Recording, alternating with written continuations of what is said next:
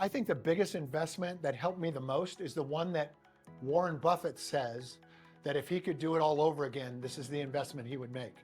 He would learn to speak publicly. He would learn to be a public speaker. He thinks that would grow his wealth. Somehow I heard that. Somehow I understood that to be true and took that on. And I got trained at that, at the ability to share myself, personally, and storytelling.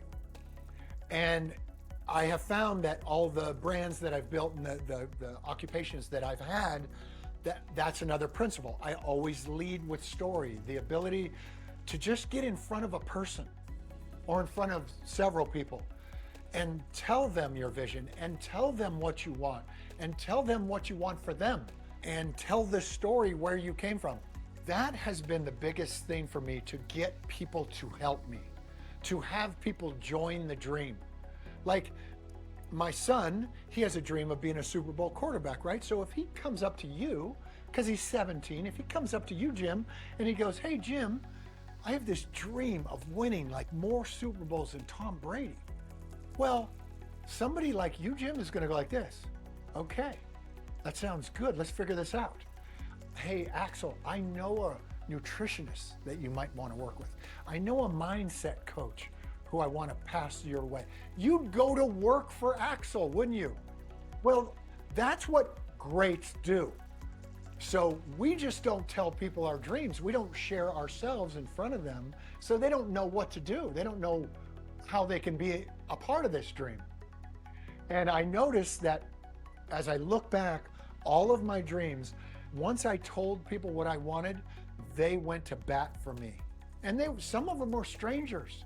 They were just moved by my ability to be in front of them and share with them. And they wanted to be a part of that.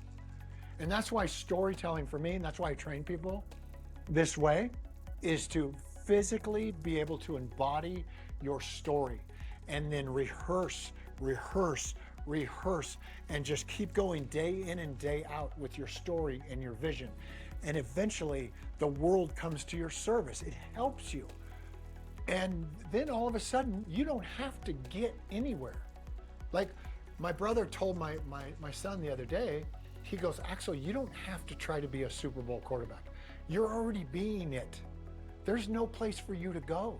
You're just running miles. You're waiting, you're working hard, you're being great to people, you're learning how to lead, you're learning how to persevere, you're learning how to handle a bad coach, you're learning how to handle a big crowd. And that's all you're doing. You're not getting anywhere. You're already being a Super Bowl quarterback." A Super Bowl quarterback has to be something. They don't have to get something. They already are. And once you know your story and you can physicalize it and carry it everywhere you go, my experience is, and the people that I train to do this, my experience of them is their companies and their projects, whatever they're building, grows, just grows.